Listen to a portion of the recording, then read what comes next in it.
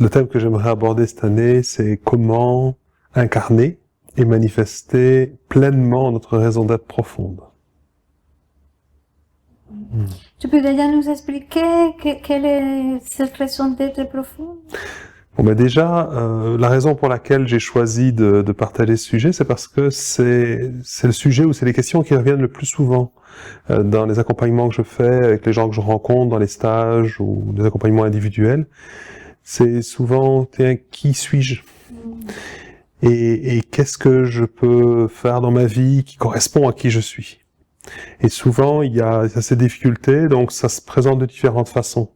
Il y a certains, on cherche depuis des années à trouver, à s'en rendre utile dans la vie, à trouver une activité qui leur correspond et ne la trouvent pas. Il y a toujours un sentiment d'insatisfaction. Pour d'autres qui veulent être fidèles à qui ils sont, ils se disent mais ok, mais qui je suis dans le fond? C'est quoi mes vrais besoins? J'ai même un ami coach en Belgique qui accompagne des gens dans l'intention d'être fidèles à eux-mêmes, d'être vraiment en intégrité avec eux-mêmes. Mais quand il leur dit soyez intègres avec ce qui est juste important pour vous, ce qui est vos besoins, parfois les gens lui disent ok, ça on comprend, mais je sais pas, c'est quoi mes besoins? Je sais pas ce qui est juste pour moi, je sais pas ce qui est important pour moi. Et en fait, ce décalage, ces difficultés, vient du fait qu'il y a souvent une confusion dans la raison d'être profonde entre la raison d'être extérieure et la raison d'être intérieure. Parce qu'en fait, en tant qu'être humain, on a chacun une raison d'être extérieure, c'est-à-dire c'est ce qu'on fait dans la vie. C'est plus à propos de ce qu'on fait. Et une raison d'être intérieure, c'est en lien avec qui on est. On parle bien de raison d'être, on parle pas de raison de faire. Mais souvent, on se dit, voilà ce que je fais, c'est ma raison d'être. Et il y a cette confusion, et donc on va se chercher au travers de ce que l'on fait, on va essayer de se trouver, on va essayer de enfin être qui on est en essayant de trouver la bonne activité, en faisant la bonne chose, et c'est pas forcément des activités professionnelles, c'est-à-dire quelqu'un peut se chercher dans le fait de mettre des enfants au monde, d'avoir de fonder une famille, ça peut être à des tas d'endroits différents, hein. Et il y a ce décalage ou cette insatisfaction ou le fait de ne jamais sembler trouver ce qui nous remplit complètement parce que justement il y a l'ignorance de notre raison d'être profonde, c'est-à-dire de qui on est vraiment dans le fond. Donc, par exemple, quand on est déconnecté de qui on est profondément, on peut avoir des doutes sur notre valeur, ou est-ce que je suis utile? Est-ce que je sers à quelque chose? Est-ce que je suis vraiment insignifiant? Ou est-ce que j'ai vraiment quelque chose à apporter dans ce monde?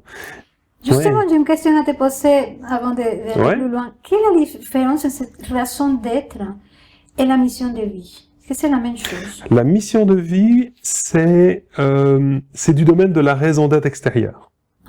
La raison d'être, c'est vraiment qui on est. C'est-à-dire, on n'a pas besoin de raison pour justifier le fait d'être. On est qui on est entier, complet, déjà accompli. Quand on découvre ça, à ce moment-là, notre mission de vie découle de ça. Et notre mission de vie peut prendre plein de formes différentes. C'est-à-dire que quand je sais ce qui est juste et bon pour moi, ce qui a du sens pour moi, ce qui me rend joyeux, ce sont des indices déjà où on peut se dire ah ben tiens naturellement je vibre quand je suis dans tel ou tel type d'activité ou voilà ce qui me fait plaisir. Mais en même temps quand on a découvert ça, ça peut prendre plein de formes différentes. C'est-à-dire il n'y a pas une activité ou une action qui va être en lien avec qui je suis.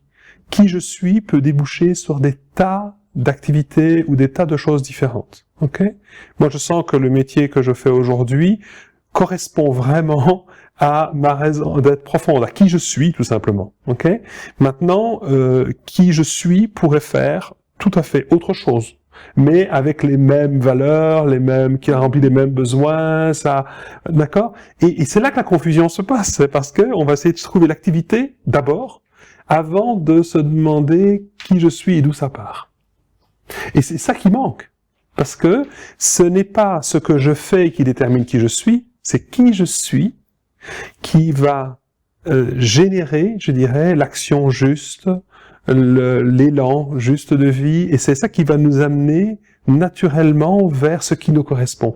Et c'est ce qu'on voit dans les théories de loi de l'attraction, par exemple, c'est qu'on attire qui on est. Hein? Si on est déconnecté de qui on est profondément, alors on va attirer à nous tout ce que l'on croit être, tout ce qui nous a été inculqué, tout ce qui va correspondre à nos peurs. Okay? Donc par exemple, si j'ai une peur de ne pas être à la hauteur ou de ne pas avoir de valeur personnelle, je vais tenter naturellement de compenser ça par l'accumulation de richesses, de biens, de reconnaissance, de social, tout ce qui va montrer que j'ai de la valeur extérieurement pour compenser cette croyance que j'ai que je ne vaux pas grand-chose, que je ne vaux rien. Je suis déconnecté de ma valeur intrinsèque.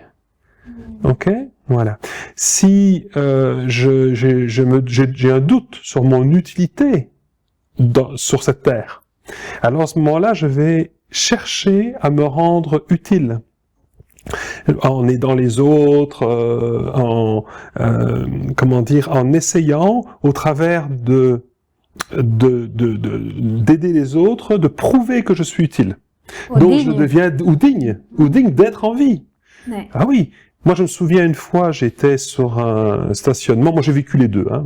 La croyance que je ne valais rien, mais vraiment rien. Quand j'écoutais ça intérieurement, il y a une partie de moi se sentait comme une pelure de banane sur une poubelle. Hein. C'était vraiment moins que rien. Donc ça a causé justement la recherche de la réussite, la recherche de l'argent et tout ce que j'ai cité tout à l'heure. Sans fond. Jamais on arrive à combler ça, parce que c'est un trou béant. C'est un gouffre, je veux dire, à l'intérieur de nous. Et on peut toujours essayer d'aller chercher encore plus de signes qu'on a de la valeur, de richesse extérieure, de tout ce qu'on veut, de preuves que l'on veut quelque chose, et ça tombe dans un trou, mais ça ne le remplit jamais. Donc, finalement, on s'épuise à faire ça. Moi, c'était mon cas. J'ai fait un burn-out à vouloir prouver que je valais quelque chose. Et je n'ai jamais atteint, quel que soit le niveau de revenus, de cumul de biens, de signes que, vous voyez comment, et de reconnaissance aussi professionnelle, jamais ça n'a réussi à combler ça. Et donc je me suis complètement effondré. Et quand je me suis effondré, j'ai perdu tout ce que je croyais avoir créé. Je pensais que j'avais... Et j'étais jamais tranquille en plus. C'est-à-dire que peu importe combien ou ce que j'avais pu cumuler ou quoi que ce soit, eh bien, je savais que dès que j'arrêterais un effort constant, je finirais par le perdre. Donc il n'y a rien de pérenne.